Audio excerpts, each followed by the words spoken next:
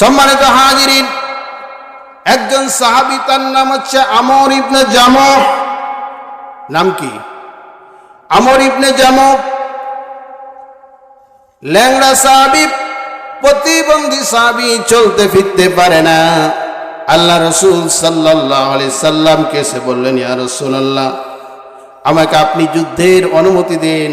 আমার ইচ্ছে, আমি জিহাদের ময়দানে গিয়ে কাফেরদের বিরুদ্ধে যুদ্ধ করব। আল্লাহ দ্বীনকে বিজয়ের জন্য আমি আমার সর্বশক্তি প্রয়োগ করব। আল্লাহ রাসূল বললেন, না, তুমি তো নিজেই চলতে ফিরতে পারো না, তুমি কেন যুদ্ধের ময়দানে যাবে? ওই সাহাবী নাছোড়বান্দা হয়ে গেলেন, হাউমাউ করে কাঁদতে লাগলেন। কাঁদতে কাঁদতে আল্লাহ রাসূলের সামনে যখন তিনি কাঁদতে কাঁদতে অস্থির হয়ে যাচ্ছিলেন, আল্লাহ রাসূল সাল্লাল্লাহু আলাইহি সাল্লামকে আল্লাহ পাক ওহীর মাধ্যমে জানালেন, আমর ইবনে জামুহ যেহেতু আমার জন্য সে যুদ্ধের ময়দানে আসতে চায়, আমর ইবনে জামুহকে আমি কবুল করে নিয়েছি। আপনিও ইয়া রাসূলুল্লাহ আমর ইবনে জামুহকে অনুমতি দিয়ে দেন। আরো জোরে বলেন সুবহানাল্লাহ। যুদ্ধের ময়দানে যাওয়ার জন্য কাঁদছে। আর আমাদের যদি বলা হয় আগামীকাল বিশ্ব রোড ময়দানে আল কোরআনের শাসন প্রতিষ্ঠার জন্য আপনাদের যাওয়া লাগবে, এমন মিছিলে যাওয়া লাগবে, গুলি করবে, আপনার রক্ত ঝরবে, আপনাকে শহীদ করে দেওয়া হবে। আপনি স্বামী স্ত্রীর কাছ থেকে, আজকে স্বামী হিসাবে স্ত্রীর কাছ থেকে ক্ষমা নিয়ে নেন। 144 যেহেতু জারি হয়েছে, বলবে যে হুজুর আপনি থাকেন, আমি একটু বাড়িতে বুঝাসুঝা করি। এরকম মুসলমান আছে না নাই? আরো জোরে বলেন, আছে না নাই? বুঝাসুঝা। আমর ইবনে জামুহকে যখন অনুমতি দেওয়া হলো, আমর ইবনে জামুহ দ্রুত তিনি স্ত্রীর কাছে গেলেন। স্ত্রীর কাছে যাওয়ার পরে বললেন, ও আমার প্রাণপ্রিয় স্ত্রী, স্বামী হিসেবে তোমার অনেক অধিকার আমি আদায় করতে পারি নাই, তোমার অনেক হক আমি আদায় করতে পারি নাই।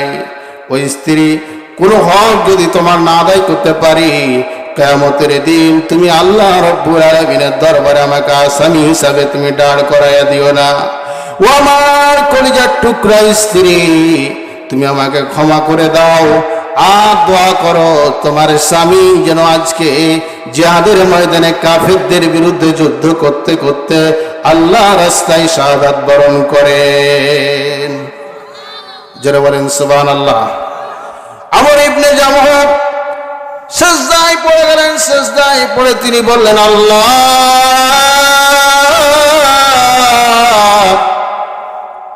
জীবনে কোনোদিন তোমার দরবারে আমি দোয়া করি নাই, আজকে আমার শেষ দোয়া করতেছি। আল্লাহ, আমি আমর ইবনে জামুহ বাড়ি থেকে বের হয়ে গেলাম, আমি যে উঠে বের হব সে উঠ যেন আর মদিনার দিকে না আসে। আমর ইবনে জামুহ বারবার দোয়া করতেছেন, আর জিহাদের ময়দানে তিনি বের হয়ে গেলেন। স্ত্রী কি জবাব দিলেন? স্ত্রী স্বামীকে জবাব দিলেন, ও আমার কলিজার টুকরা স্বামী, যতদিন পর্যন্ত তোমার সংসারে এসেছি ততদিন দেখেছি তোমার ভালোবাসা ছাড়া কোনোদিন তুমি আমাকে একটা কষ্টের কথা বলে আমার মনে দুঃখ দাও না। আমিও দোয়া করি কিয়ামতের দিন মুসিবতের সময় যেন আমি শহীদের স্ত্রী হিসাবে আমিও তোমার সাথে জান্নাতে যেতে পারি। জোরে বলেন না সুবহানাল্লাহ। আমর ইবনে জামুহ যুদ্ধের ময়দানে ছুটলেন, উহুদের যুদ্ধের ময়দানে ছুটলেন। কাফেররা ছিল কত? 1000 না 3000? কাফেররা কত? 3000। আর মুসলমানদের সৈন্য সংখ্যা ছিল মাত্র 1000। প্রতিমধ্যে একজন ভদ্রলোক, এই ভদ্রলোক তিনি 300 মুসলমানকে নিয়ে ভাগিয়া নিয়ে চলে আসলেন ভুল বুঝাইয়া। তিনি লোকটার নাম হচ্ছে উবাই ইবনে সুলুল। লোকটার নাম কি? উবাই ইবনে সুলুল। এই ভদ্রলোক এত মুনাফেক, কাট্টা মুনাফেক। এখন যদি ওর চরিত্র সম্পর্কে অনেকগুলা গুণাবলী বলা হয়েছে হাদিসের মধ্যে, তার মধ্যে একটা গুণাবলী হলো ইনি মসজিদে নববীতে থাকতেন। আর আল্লাহ রাসূল সাল্লাল্লাহু আলাইহি সাল্লাম যখন মসজিদে নববীতে হাজির হবেন, এই সময়তে মুনাফিক দাঁড়ায় যেত, দাঁড়িয়ে যাওয়ার বলতো, ও মুসলিম ভাইরা, তোমাদের কাছে এখন যিনি আগমন করবেন, ইমামুল মুরসালিন খাতামুন নবিয়্যিন, যার শাফাআত ছাড়া কিয়ামতের দিন জান্নাত পাওয়া যাবে না, জাহান্নাম থেকে মুক্তি পাওয়া যাবে না। নবিকুল শিরোমণি নবিকুল শিরোমণি মুহাম্মাদুর রাসূলুল্লাহ সাল্লাল্লাহু আলাইহি সাল্লাম আসতেছেন, তোমরা ভদ্রভাবে বসে যাও, কথাবার্তা বলিও না। তাকে যদি কেউ কষ্ট দাও, তার ইহকাল পরকাল উভয় বরবাদ হয়ে যাবে। তারপর বলতেন, ইয়া রাসূলুল্লাহ, আসেন আপনি এখন বসে পড়ুন। আল্লাহ রাসূলের সাহাবী তিনি বর্ণনা করতেছেন, আমর ইবনে জামু যখন কাফেরদের বিরুদ্ধে যুদ্ধ করতেছিলেন, যুদ্ধ করতে করতে এত বীর বিক্রমে যুদ্ধ করছিলেন, হাজার হাজার কাফেরের মধ্যে যুদ্ধ করতে করতে অসংখ্য কাফেরকে জাহান্নামে পাঠায়া দিয়া আমর ইবনে জামহু শেষ পর্যন্ত তিনিও শাহাদাত বরণ করলেন। জোরে বলেন সুবহানাল্লাহ, আরো জোরে বলেন সুবহানাল্লাহ।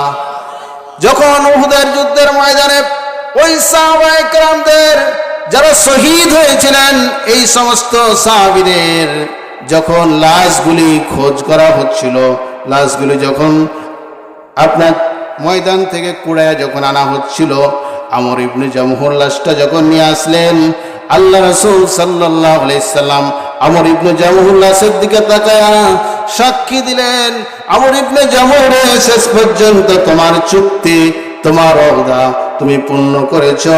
কিয়ামতের দিন মুসিবতের সময় তোমার ওয়াদা অনুযায়ী আল্লাহ রাব্বুল আলামিন তোমাকে 8টা জান্নাতের মালিক বানায় দিবেন।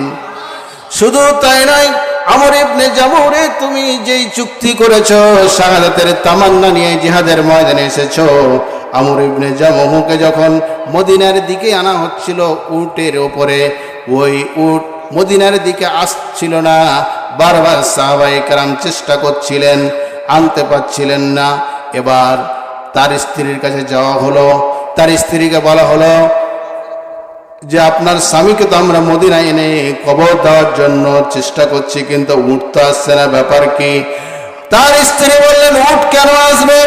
যখন তিনি যুদ্ধের ময়দানে বের হবেন, এই মুহূর্তে আল্লাহর কাছে ফরিয়াদ করেছিলেন, আল্লাহ, উহুদের ময়দান থেকে যেন আমার লাশটা মদিনায় না আসে।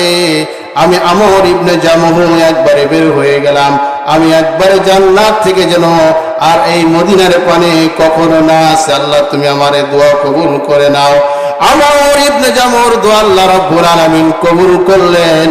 ওই উহুদের ময়দানে আমর ইবনে জামহুকে আল্লাহ পাক জান্নাতের মধ্যে কবুল করে নিয়েছেন। জোরে বলেন সুবহানাল্লাহ।